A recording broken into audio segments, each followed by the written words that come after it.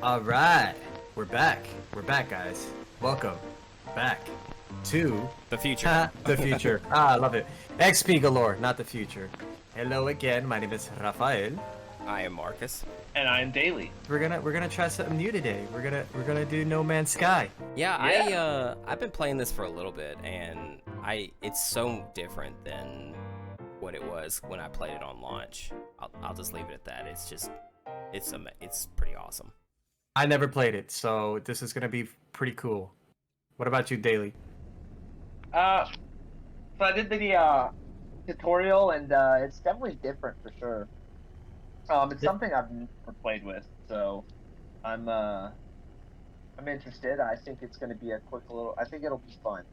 I got worried about it. I got a little worried about it because there's some scanning going on, and it reminds me of Metroid Prime, and I got addicted scanning everything. So this is gonna be pretty interesting. Because you get paid to scan stuff in this game. I know. So how you guys been? How you been, Marcus? I'm okay. I got my first Pfizer vaccine shot 2 days ago. So far, I have not experienced any major side effects. It was a little soreness in my shoulder muscle from where the injection site was, but other than that, I'm not speaking Russian. I'm not growing a third arm out of my forehead. So, all prime good perks. I hear the second shot is the one that can kind of make you feel kind of sick. I know somebody who got sick off the second. I know somebody who got sick off the first, so... Everyone reacts differently. Yes. So I get my next one in 21 days. What about you, Daily? You got a shot too, right? 21. I thought it was supposed to be 14. For me, it was 21. Oh well, I'm getting mine in 14 days. So I got my first shot. Kind of like Marcus. I literally have no side effects whatsoever. I'm completely fine. I feel healthy. My arm felt like I had thrown a football 50 times for the first time ever. And so I was kind of sore a little bit, but outside of that, it was good. No complaints whatsoever. And then I get my 14 days, my second one, and then I move on, and I'm able to not wear a mask. Fine. Cool. I didn't get any shots, guys. Oh, well, Well, the circumstances. I don't know where mine is gonna. The circumstances between he and ours are not necessarily ones you'd want, I guess. I mean, with Daly, it's because he's in the armed forces, so. Correct. Yeah. And then. Yeah. And then for mine, it was because I have type 1 diabetes, so I'm considered high risk. So. Oh yeah, Ooh. you're like front lines. Yeah, Ooh. I told a friend of mine, I was like, this is the first time in the 12 years I've had diabetes that it's actually done something good for me. Oh, that's a good way to look at it. Yeah. Silver lining. And then real fast, I want to call out that as of the time of recording this, we are T-minus 3 days until Zack Snyder's Justice League. Yep, gonna watch it. Super excited. Mm-hmm. On vacation too. I took vacation. You're on vacation. Yeah, I'm gonna be on vacation. I'm not gonna miss this. That's dedication. Well, actually, no. It just so happens to fall during when I'm on vacation. I didn't specifically take vacation for it, but it's something to look forward to while I'm on vacation. I have taken vacation for much less, so I take wouldn't blame you. I took vacation for John Wick 3, and I was in theaters for a showing. That makes more sense. Bless Remember you. those days? You know, theaters. Oh, and you stuff? mean the days when we could actually go out and enjoy a movie? Yeah, I know. Now we just stay home. Can watch it anytime. Well, besides your vacation time, how are you doing, Roth? I'm alive and well. I'm looking to switch my life around. I do not want to work overnight anymore. Mm-hmm. I'm having a little bit of side effects now that I'm getting older. I have to watch my blood pressure a little bit, a lot of stress and all that stuff. But it comes with, trying to do something your body's not meant to do. I think it's about time for a change. So I'm actually trying to look for a new job opportunity soon. Congratulations, buddy. Yes, So yes. What field are you seeking into? I don't know, because that's the thing. I don't know if I want to continue doing something I'm already doing now, or I should branch off and do something different. because I feel like if you do something different, it makes things more interesting in life. If I keep doing the same exact thing, I don't know. I kind of like learning new skills because I worked first. My first job was unfortunately fast food restaurant. That's like I think everyone's first kind of. Everyone. Yeah, right. That's like that's how we get our feet wet, and we're like, this sucks. Oh, jobs suck because of this. But then then I worked retail, and then I worked for maintenance, handyman, and all that stuff. It's just like so different. And I don't know if I'm gonna jump back on that maintenance, plumbing, electrical, pool guy stuff. I don't know. But it pays well, so I may continue looking for something similar to that or something of a leadership role, management wise. But that's that. That's what I'm going through right now, guys. I'm trying to be a responsible adult. I feel you on that. Well, good luck to you, buddy, and please keep us up to date on how that goes. Yeah, yeah, look at, definitely, Maybe dude. we could be working at Costco, or maybe working at Game Craze or something. Game crash. Well, you know what? When I lived in Tennessee, I worked at a job called Game Crazy. They went bankrupt. They no longer exist. I worked at GameStop after that, and GameStop was amazing. I loved GameStop. They paid well. I actually worked in a GameStop in a military base, so I didn't pay taxes. I thought that was cool. I love that environment. That's my space, but unfortunately, I don't know if that's gonna be around for long because everything's digital now. It's getting digital. So. Yeah, that's true. I think GameStop is going to become a more of a kind of like those old school games shops that you'd see go and get like old video games or old or like action figures. A retro store, like. Yeah, I think GameStop's going to become more of a retro, and then they'll sell in game if need be. But Oh, I got a juicy story about that. Go ahead. Prior to the whole pandemic situation that the world suffered through, GameStop was on the works of revamping the whole entire GameStop. They were gonna actually make, I don't know if you guys have that. It's like a comic book store, kind of like called Gods and Monsters. It's down here in Florida, Orlando. People can gather around and play D&D. They have like tables and couches set up that you can game, like little lounges and stuff like that. Well, GameStop was going to do something similar, like a hangout area for people to come by and not just play video games, like play board games and stuff like that. Because I don't know if you know this, that GameStop purchased a while ago, a long time ago. There's a store, now I forgot the name. You guys put me on the spot. There was a store that they purchased that. No, I'm thinking about it because I got a brain fart. Oh, it's like the store that would sell all like the figurines and everything. Yes. You know, if you hadn't said anything, I would have remembered the name because I've been to. There's one of those in downtown Manhattan, like around the Times Square area. There's the GameStop. It's upstairs, and then the downstairs is that what you're talking about? Oh man, my brain is gonna. You guys, we gotta look it up. We'll post it in a little bit. When it comes up, yeah, I'm gonna interrupt all you guys while you're talking, and I'm just gonna say the name of the store while we speak about that. But anyways, yeah, go ahead.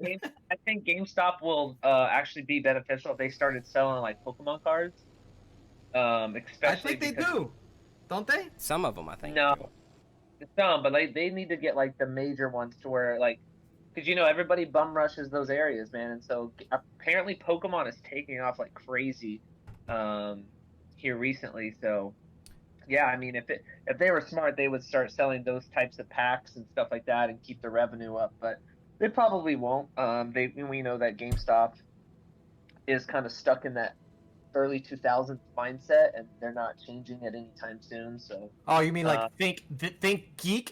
That was it. I was gonna try to call it. I was gonna try to wait till Daily was done and like, hey, it's Think Geek. yeah.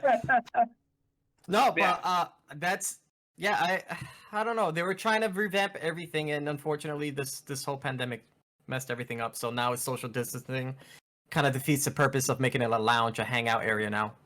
But yeah, that's what I wanted to say.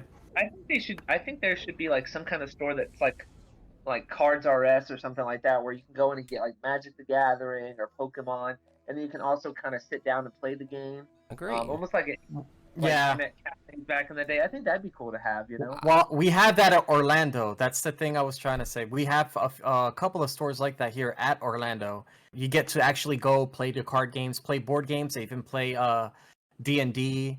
You can set up.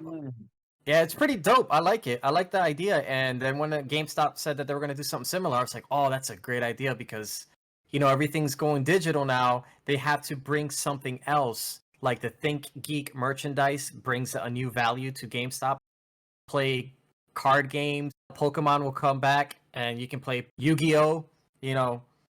I think that will actually give it a little life, but I don't know now. My best friend in the whole world years ago.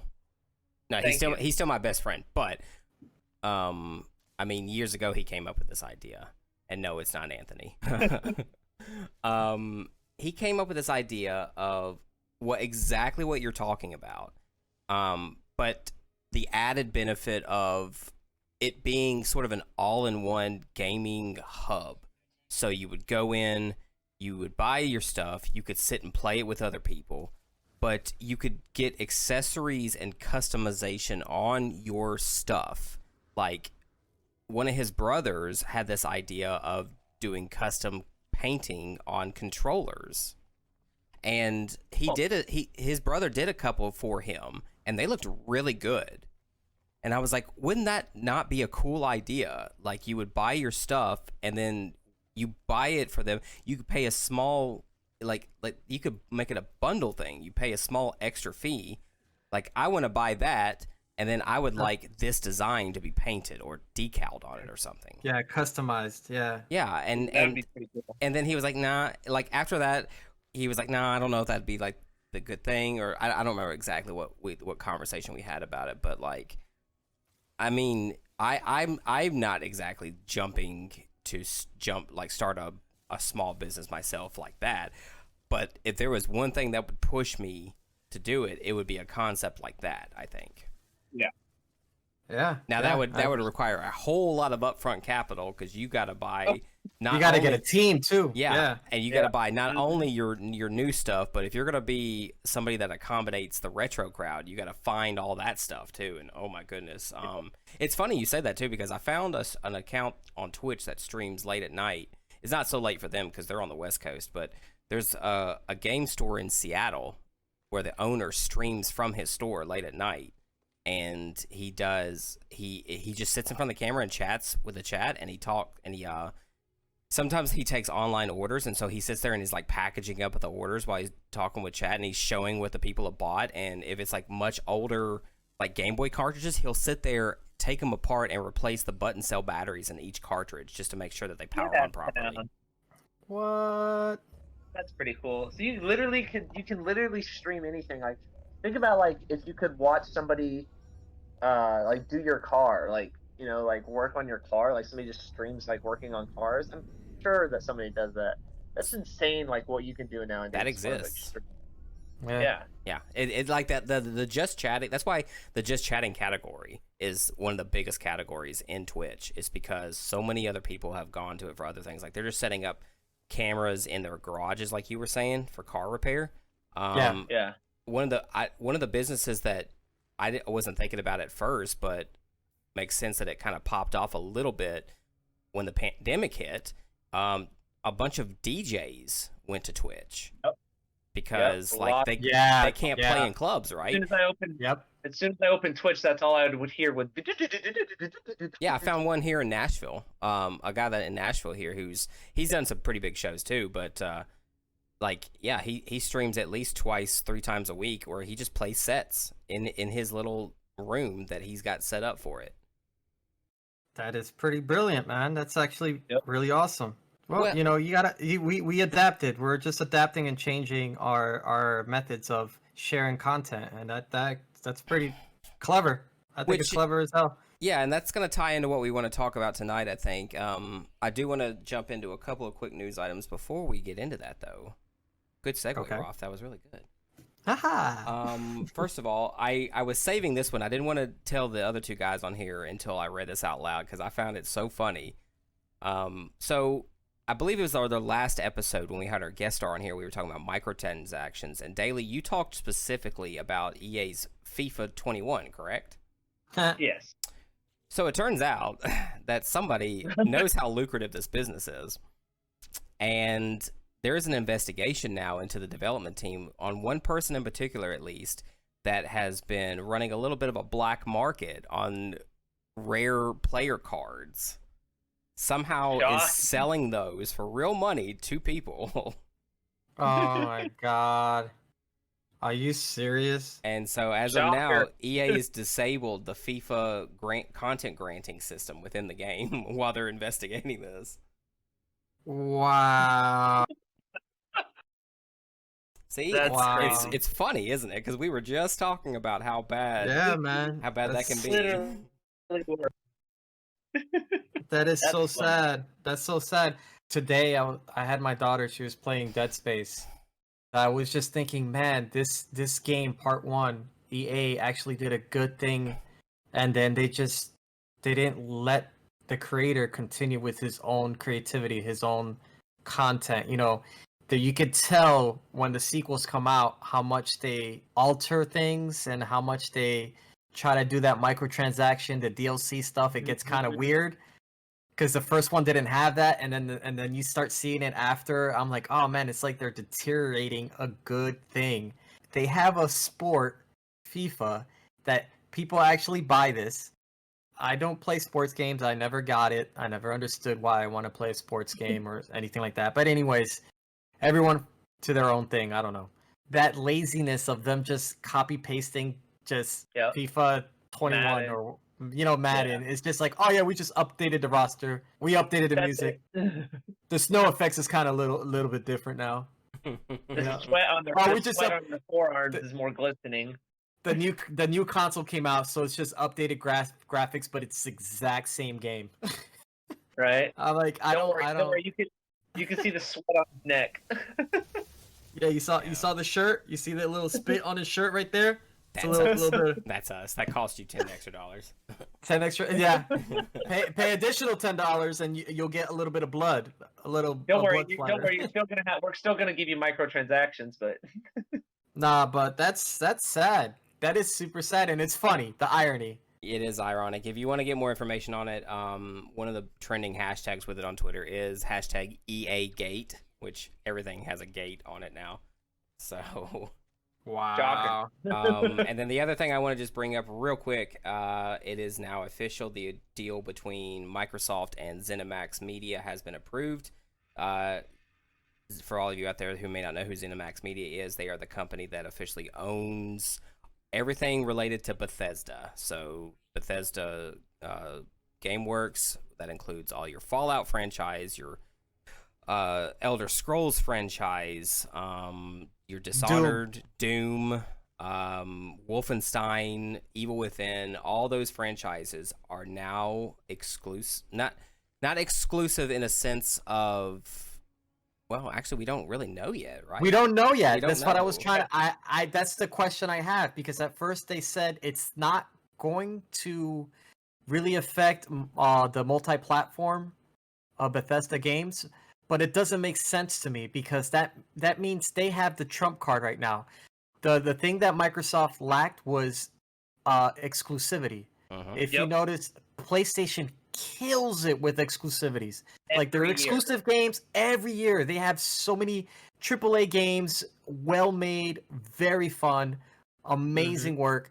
And then unfortunately, do not discriminate on any console. I love all consoles. I have all of them except the Series X, obviously, because I wasn't that lucky. But the fact of the matter is that they lack content. They only had Halo, and that was drifting off. Gears of War. That's the only exclusive game that I think that Xbox One X. Both of those are coming out in like mid-year this year. There's like and that's the thing. That's the only thing that they had. Like, that's the only thing that I can think of. What else did they have that was on the Xbox One or the Series? I'd say that those are the two biggest like when you think about like exclusive franchises, like PlayStation, you can immediately rattle off like Uncharted, Last of Us, Spider-Man, Ratchet and Clank, Last of Us, exactly. So Horizon. Oh yeah, Horizon, exactly. And Ghost of Tsushima. It keeps going. I can keep going. And so Microsoft just did not have that. And so with creating Bethesda GameWorks as a Microsoft first-party studio, it's a huge move, and it was to the tune of $7.5 billion. So a lot of the arguments I see on Twitter are like, why would a company spend this much money and not cash in on the exclusivity factor of it? Which this is a business, right? Like you want to try to sit here and say gaming is for everybody, and it is, but you've got to have a competitive advantage in some way to make your business thrive. Just the business sense of it. And so, Microsoft officially having all these studios to work with, and they've said that, like you said, Roth, there's a shady area there, or a gray area, I should say, because we still don't know exactly what's going to be exclusive and what's going to be multi-console or multi-platform. I'm only thinking that they're just going to get exclusive stuff for Microsoft only. You know what I mean? Like they will probably get the DLCs first for like X amount of weeks or maybe a year. Remember when they did that with Tomb Raider? Tomb Raider came out, the Rise of Tomb Raider was exclusive for a year before it came out on PlayStation. So maybe they'll do something similar. I don't know if that's going to happen. And another thing is, remember when they purchased Minecraft? That's owned by Microsoft. Mm-hmm. Yet it's on PlayStation and it's on the Switch. It's on the PC. Yeah. It's everywhere. It's on the mobile. But like I'm like, wow, they didn't stop it there and be like, oh, only Xbox or only Microsoft. No, they still kept going. So I don't know. Well, I also think too that like they probably have to buy some of the rights to be able to use that game on a different platform. So they're probably banking on money too from like another platform saying, okay, we'll give you, this X amount of money or percentage off of whatever people buy it on our platform, whether it be PC, whether it be Xbox or Nintendo or whatever. So I think that the exclusivity is going to be there, but I also think that like the current games that are already out, they're going to have to give them some kind of like royalties. Yeah, that's actually a smart thing, because no matter what console they purchase their games, Bethesda games, Microsoft's gonna make money. Yeah, I mean, it's kind of brilliant, because like Game Pass is got to be in some form financially good for them, even though they lose money. It seems like on their subscription, except for the fact that they probably push for so many people to have that subscription now. Yeah, I still don't get it. I feel the same way that they're losing money. We're benefiting with, just a few bucks a month. We get all these games. Yeah. They're just posting it there like, oh yeah, and if they're going to continue the exclusive stuff, so that means Bethesda is exclusive. So when a new game comes out, is it going to come out immediately for free? If you're wow, see what I mean? That's, to me, I don't know if that's like smart. I don't know. That's part of Game Pass's draw, is that if it is a Microsoft first party game, you get it day one with your Game Pass subscription. That's how I played. I just finished a game recently that it's the first Microsoft exclusive of this year. It's called The Medium. That came out? Yeah, it came out, and not a bad game. But I got to play it for free because it's included in my Game Pass. As of the time of our recording, there are about 20 Bethesda titles that are now on Game Pass, and at least 5 to 10 of them are getting FPS boost support, which means they're getting cleaned up. That includes Fallout 4, Elder Scrolls 5 Special Edition, and the definitive edition of Dishonored. So not only are you getting these games included in your Game Pass, you're getting them tuned up a bit too. So nice. That's insane. Yeah. That's insane. It's a great time to be a gamer. Yeah. I hate that statement. Every E3 is Phil Spencer, the head of Microsoft or Xbox Game Studios, was like that. It's the best time to be a gamer. Which, okay, I get it, but you don't need to say it every year. All right, we know this. Thank you. Yes. Drop it. Exactly. So fun stuff. Well, earlier, we were talking about the way that we adapt to Corona. And Rolf, you had a good point that you wanted to talk about tonight in regards to that. What's on your mind? It's exactly like Death Stranding. Straight to the point. Don't you love it? Just like Death Stranding. The reason why.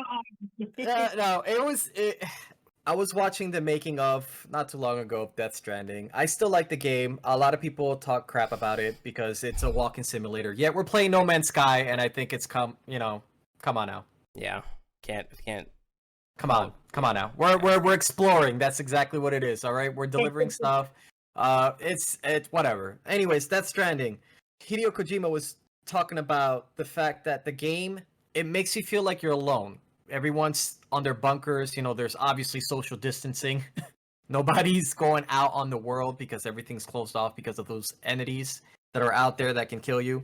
But it feels like you're alone, yet he made the game of a different type of multiplayer that we all help each other out, gathering resources, creating roads, and creating stations that we can drop our equipment.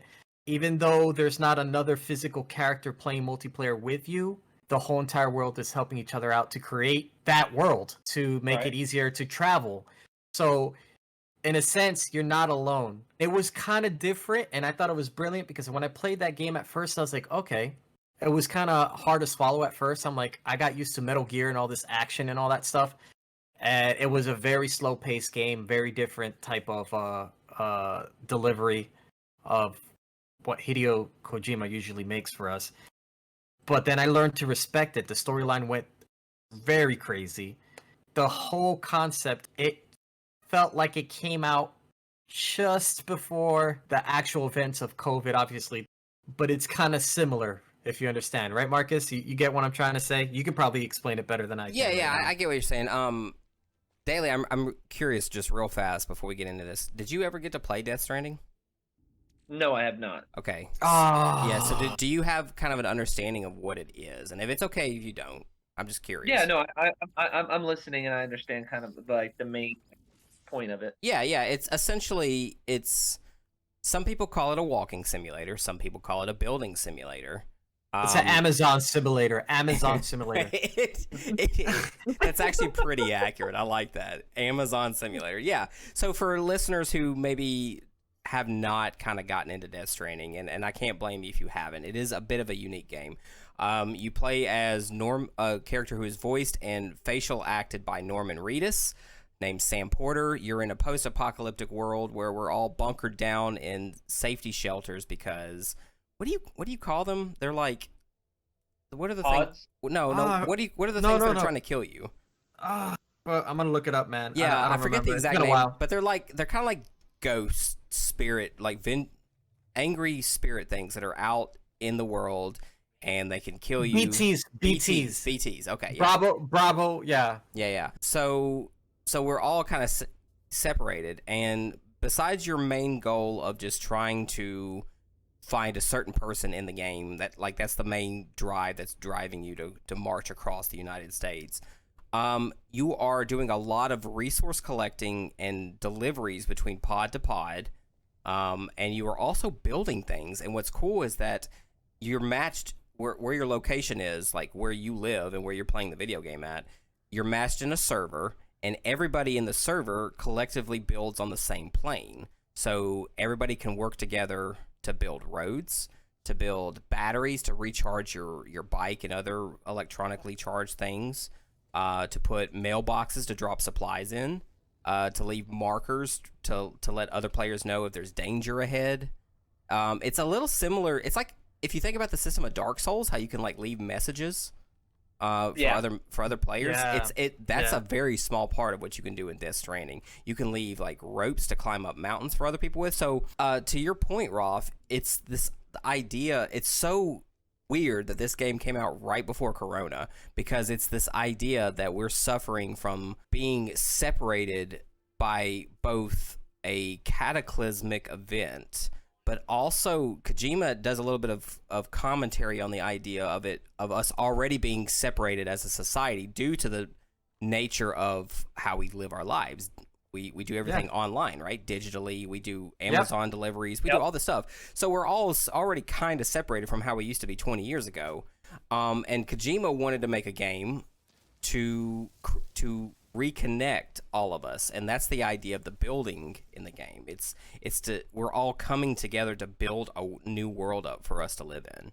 Yeah, so the main character, the whole premise of the main character, what he's doing, he's trying to connect pretty much a new online system so that way everyone can communicate with one another.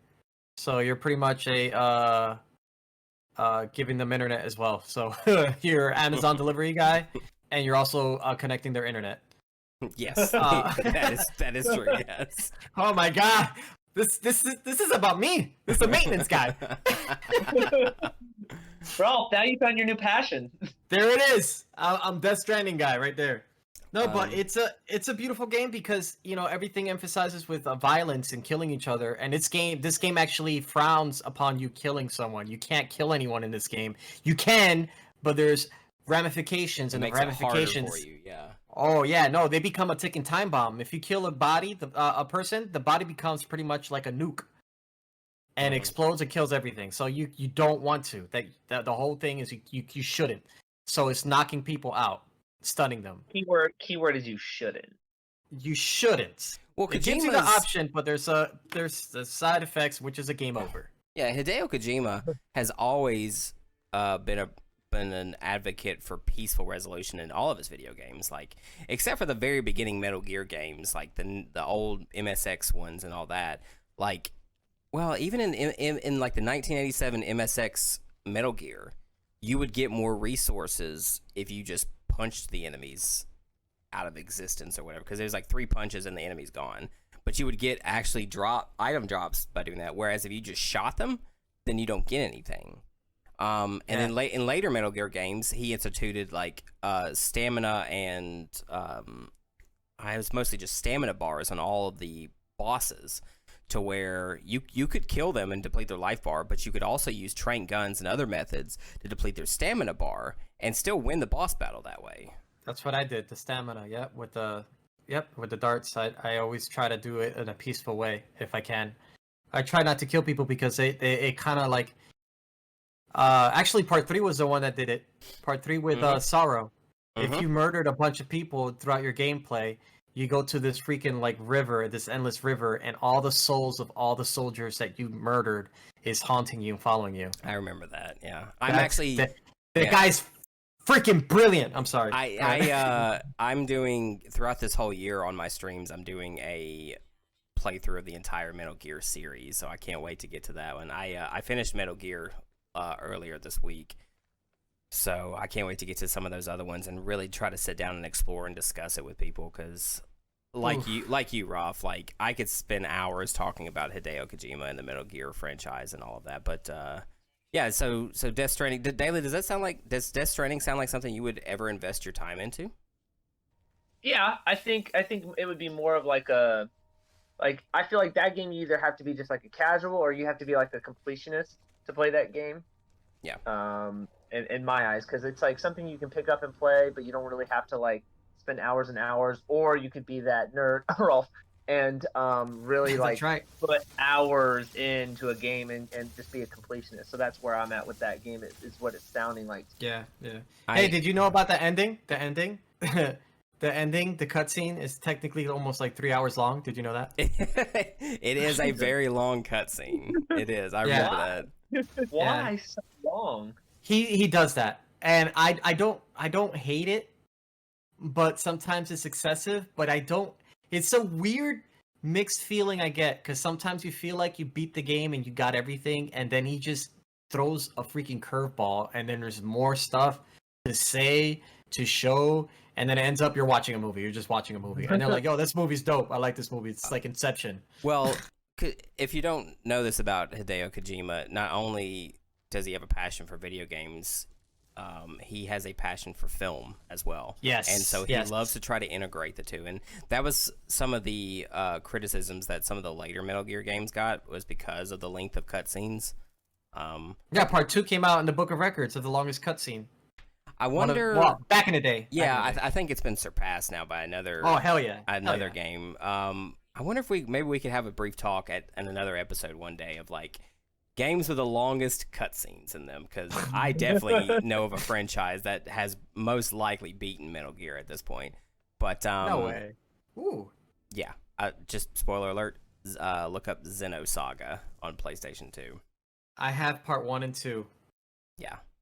I don't have part 3. That half of that game is nothing but a giant anime movie. Well, I love me some anime. So, it was dope, yeah. But yeah, so really interesting topic of like, I still find it fascinating that, in an pre-COVID era, Kojima, for not the first time he's done this in his career, he's somehow predicted something that happens in our world. Like with Metal Gear Solid 2, he predicted the idea of information control and censoring of news or altering of news. And now look, we're already getting to the point where Daily, you've even done this, where we're putting our faces on other people. Or we're making deep fakes. Yeah, the deep fake thing, right? So Kojima predicted that, and I can't say he predicted COVID. I mean, that would be a terrible thing to predict. But it's weird that he created this world that, in a way, we kind of live in now. So I just hope it's not exactly like his world, because that's terrifying. Yeah, because like you eat for health in that game, you eat floating gravity worms. It's kind of weird. Yeah. I don't want to do that. And you toss your piss and shit towards the enemies. I forgot about that. You do. You can literally, Daily, in the game, you have to relieve yourself. Number 1. Yeah. The number 2 happens whenever you want, but number 1, like your stamina goes down if you haven't taken a leak after a while. I'm just gonna drop it right here. Yeah. Nice. But the funny thing is that I guess his urine and his feces has a DNA that affects the BTs. Mm-hmm. For some, that's what it is. Yeah, it's funny because not to give too much away, but like something about the character you play as, he has a unique DNA structure that adversely affects the BT phantoms that are in the world. So you can use your excrement as well as blood bombs made from your own blood to make the enemies either weakened, or you can actually make them go away with that stuff. Yeah, it's vials. It's not actual like shit turds you're throwing. Okay. I want to clear that out. We're not just like monkeying it and going ape shit and throwing ape shit everywhere. I just picture this video of Norman Reedus' characters jumping in the air, legs spread out, just scooping it out and just throwing it. Oh, I hope somebody creates that. I hope somebody creates that video. So if you do, tweet it out to us. Yeah, please show us, or don't. Yeah. I don't know if I want to see that now. I don't know. I think it's hilarious. DM us on Twitter if you find that. Yeah. So, nice. Yeah. If you have not had a chance to go play Death Stranding, at least 2 of us who have played it before highly recommend you go try it. It is a unique game. It does require some patience, but we both feel that it's well worth it, and it's a really interesting commentary on several things that we see in the real world. So yeah, it was a good thing to talk about. I'm glad you brought that up tonight. Sweet. I'm happy about that game, and I'm happy that we discussed about it, because it's been a while. It's been out for a bit, and it came out on the PC. It has extra stuff, so try it out, guys. It's a very different, unique game. Beautiful graphics, beautiful story. Story is extremely complex. If you're an anime fan, you're gonna enjoy it. If you love the movie Inception, Christopher Nolan movies, you're gonna like the twists and turns and complications. It's really good. Exactly. But other than that, guys, anything else? Just real quick, what's everybody playing daily? What have you been playing? Well, I was gone for a week, so I haven't really played a whole lot, but just Call of Duty, just still my favorite thing, man. Those zombies are my favorite thing still. Not a whole lot has changed. Send me an update. I need to know the level and everything. We need to know your puzzle update too. Yeah. So the zombie thing, I played the Outbreak thing, didn't really care for it. It was a big flop in my eyes from the season 2 of Call of Duty update. But no, so I just went back to the new map and just kind of been grinding it out. And the new map's level 42. I haven't visited the old map, but the old map's like 71 or something like that. Nice. Okay. By myself. Yeah. That's a point By of pride. yourself. That's a point of pride for you. We know this. By It is yourself. a very good point of pride. Rolf, what have you been playing? Nothing much. I've just been spending time with my daughter. We've been playing silly games. I've been playing Mario Maker 2.